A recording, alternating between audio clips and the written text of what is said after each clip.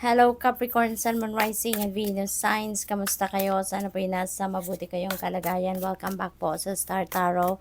Kung bago kayo rito, welcome din kayo. Thank you sa inyong support. I truly appreciate it. God bless you all. Tumalon, Capricorn, paunang mensahe ninyo, the Emperor energy. So, napakaganda because things are going to be back in order na sa buhay ninyo sa ngayon, Capricorn. Kung dati, medyo siguro may mga distractions sa buhay ninyo, may mga hindi kayo makapag-focus no, on certain things. Pero ngayon, seems like everything is going to be back in order na. Magiging maayos na ang lahat, mas magiging organisado na ang lahat, no?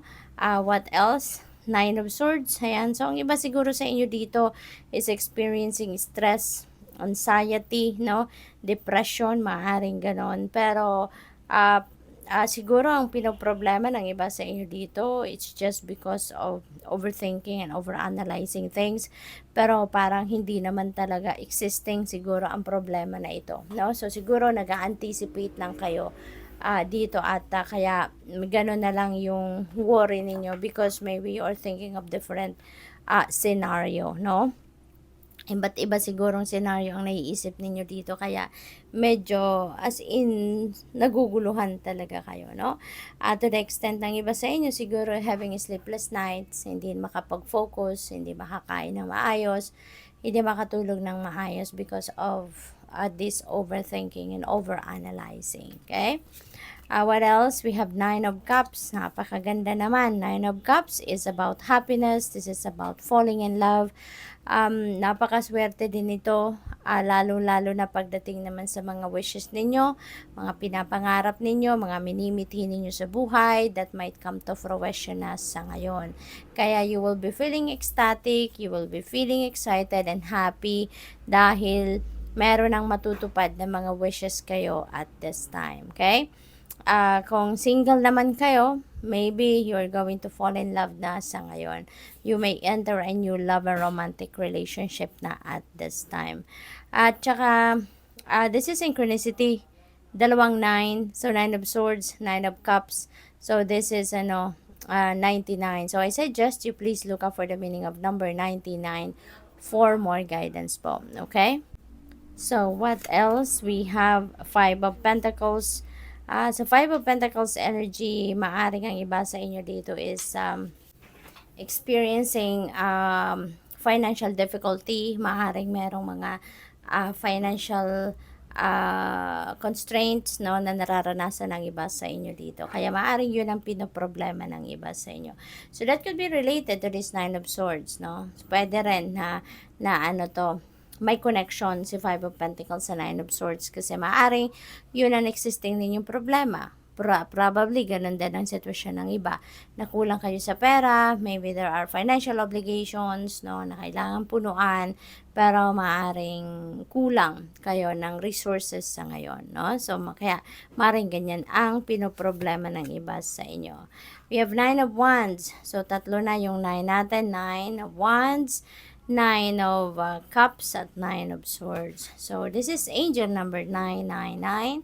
So, I suggest po, pakitignan po ninyo ha, Capricorn for more guidance. We have angel number 99 and angel number 999. Okay? So, sa 9 of Wands, ang reminder naman ito sa inyo is never give up. Okay? Alalahanin ninyo na kahit may mga problemang pinagdadaanan, yan ay malulusutan at masusolusyonan. Kasi wala namang binibigay sa atin na problema ang divine universe na hindi natin kayang solusyonan or hindi natin kayang lampasan. No? Kaya kahit may mga problema, just keep your hope and faith alive. Kapit lang, laban lang sa buhay. Pasasaan ba at isang araw kayo ay makakakita na ng solusyon sa inyong mga problema. Okay? So, what else? We have 10 of Swords. Ayan. So, this is beautiful, no? Kasi, ano to new beginning. Merong ending, merong new beginning. At, meron ang magtatapos dito ng mga sitwasyon sa buhay ninyo na alam ninyong hindi na to nakakatulong sa inyo. Tatapusin nyo na, you're cutting the cords na between you and whatever the situation. Na alam ninyong nagpapahirap na lang sa inyo. Alam ninyong alam mo yun, yung hindi na siya for your best interest. Kaya, mamarapatin niyo na dito na iwanan ang sitwasyon na 'to. You're moving on, moving forward with your life, 'no? At, kung ano man 'tong nagpapahirap sa inyo, you're going to ano, to leave that behind you na at, mas pipiliin ninyo dito ang inyong sarili na maka-experience ng harmony, ng love, ng peace, 'no? At, magsimula ng bagong buhay on a clean slate. So, that's really good. So, tignan natin kung ano pa ang mga mensahe para sa'yo, sa araw na ito. We have angel number 444. Ayan. So, may pagbabago talaga na mangyayari, no, sa buhay ninyo. Sabi dito, there is change, there's guidance, justice, truth, character, love. So, iba't iba ang maaaring ma-encounter ninyong sitwasyon sa ngayon. Get ready for the good things you've been hoping for.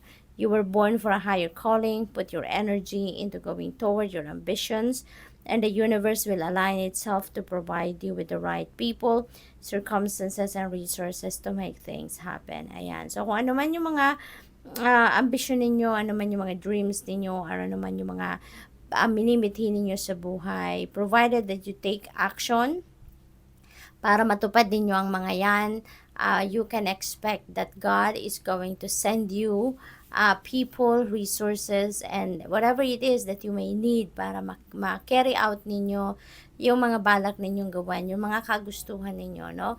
At tutulungan kayo ng universe. People will be lined up, circumstances will be lined up, no? And anything that you need, no? Para makatulong sa inyo na matupad ang inyong mga pinapangarap. So, good luck. Thank you for watching. Love and light. Namaste.